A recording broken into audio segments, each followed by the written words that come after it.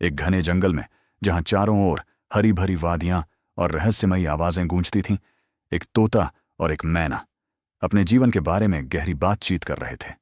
तोता, जो काफी बुद्धिमान और अनुभवों से भरपूर था, अक्सर जंगल के छोटे छोटे जीवों को जीवन के महत्वपूर्ण पाठ पढ़ाता था। दूसरी ओर मैना, जो अपनी चपलता और चहकती आवाज के लिए प्रसिद्ध थी, तोते से बहुत कुछ सीखना चाहती थी। तोता भाई, मुझे लगता है कि जीवन उतना जटिल नहीं है। अगर हमें सब कुछ खुले दिल से और बिना किसी डर के दूसरों से शेयर करना चाहिए तो शायद हम ज्यादा खुश रहेंगे, मैना ने अपनी चहकती आवाज में कहा। तोता मुस्कुराया। उसकी आंखों में गहरी समझ थी। उसने धीरे से कहा, मैना, तुम सही हो, लेकिन जिंदगी में कुछ बातें हैं जो हमें किसी से नहीं कहना चाहिए। ये बातें हमारे लिए बहुत जरूरी होती हैं, और अगर इन बातों को किसी से कह दिया तो न सिर्फ हम खुद को मुश्किल में डाल सकते हैं, बल्कि दूसरों को भी खतरे में डाल सकते हैं। मैना थोड़ी उलझन में पड़ी। क्या तुम थोड़ा और विस्तार से बता सकते हो? तोता ने अपने पंखों को फैलाया और अपने अनुभवों से जुड़ी एक गहरी कहानी सुनाने लगा। एक समय की बात है, एक छोटे से गांव में एक ईमानदार और मेहनती किसान राजवीर नाम का आदमी रहता था। उसकी जीवन शैली बहुत साधारण थी।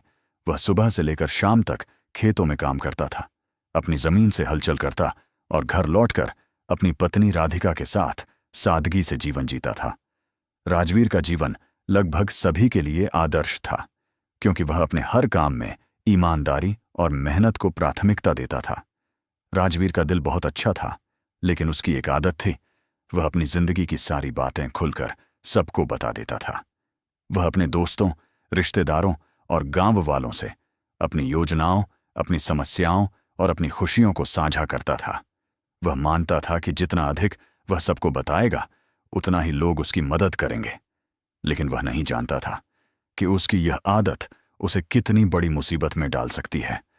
एक दिन उसके पुराने दोस्त रघु ने उससे कहा, तुम्हारी जमीन पर बहुत अच्छी फसल होने वाली है, राजवीर।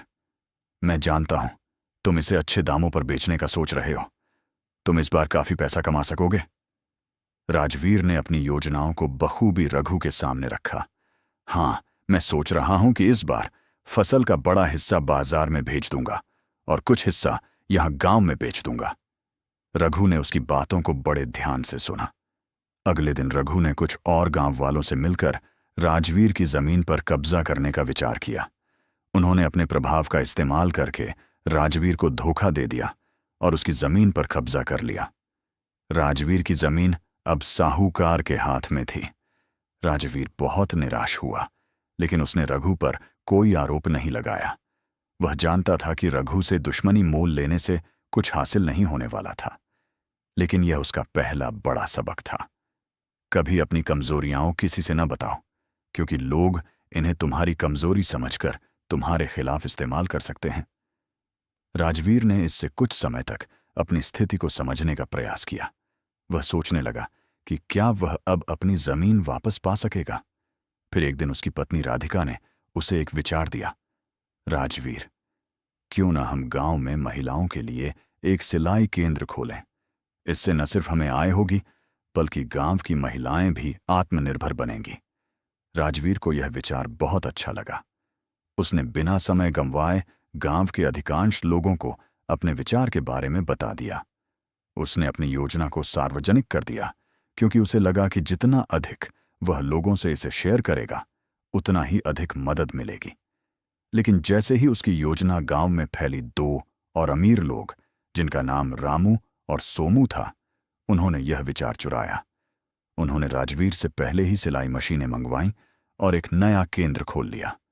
राजवीर को यह देखकर दुख हुआ, लेकिन उसने कभी किसी से इसका जिक्र नहीं किया। यह था उसका दूसरा बड़ा सबक, अपनी अधूरी योजनाएं कभी किसी से शेयर मत करो, क्योंकि वे तुम्हारी मेहनत और विचार को चुराकर खुद सफलता पा सकते हैं। राजवीर फिर भी हार मानने वाला नहीं था। उसने सोचा, जो होना था वो हो चुका, अब मुझे अपनी मेहनत जारी रखनी है। उसने खेतों में और मेहनत करना शुरू किया। उसकी फसल इस बार बेहतरीन हुई। उसने अपनी जमीन पर एक नया हल खरीदा, बैलगाड़ी ली और घर की मरम्मत करवाई। गांव में सभी लोग उसकी सफलता की तारीफ कर रहे थे। राजवीर खुश था, लेकिन उसकी खुशी ज्यादा समय तक नहीं रही। कुछ ही दिनों बाद साहूकार हरिदत्त ने राजवीर पर झूठा कर्ज का आरोप लगाया और उसे धोखे से सरकारी अफसरों से मिलकर परेशान कर दिया। राजवीर की संपत्ति जब्त होने लगी। राजवीर ने हरिदत्त के खिलाफ आवाज उठाने का मन बनाया था, लेकिन उसे यह भी महसूस हुआ कि वह खुद कर्ज में दब चुका था और उसके पास कोई रास्ता नहीं था। राजवीर ने महसूस किया कि उसने हमेशा अपनी बातें और योजनाएं दूसरों के सामने रखी थीं। इसने उसे कभी फायदा नहीं पहुंचाया, लेकिन अब वह बदल चुका था। अब उसने सोचा, मैं अब किसी को अपनी खुशियां और परेशानियां नहीं बताऊंगा। एक दिन वह नदी किनारे बैठा था और उसका मन बहुत उदास था। पास ही एक वृद्ध संत बैठे हुए थे। संत ने पूछा, तुम क्यों उदास हो बेटे? राजवीर ने सब कुछ बताया और संत ने उसे कहा, बेटे, तुम्हें यह समझना होगा कि कुछ बातें जीवन में छुपाकर रखनी चाहिए। पहली बात, कभी भी अपनी कमजोरी किसी को मत बताओ। दूसरी बात, अपनी योजनाओं को सिर्फ तब तक मत बताओ जब तक वे पूरी ना हो जाएं। तीसरी बात, अपनी खुशियां और संपत्ति का प्रदर्शन मत करो। राजवीर ने संत की बातों को गहराई से सुना और समझा। उस दिन के बाद से उसने कभी अपनी किसी भी बात को किसी से साझा नहीं किया। वह जानता था कि बिना बताए चलने से ही उसका जीवन सुरक्षित रहेगा।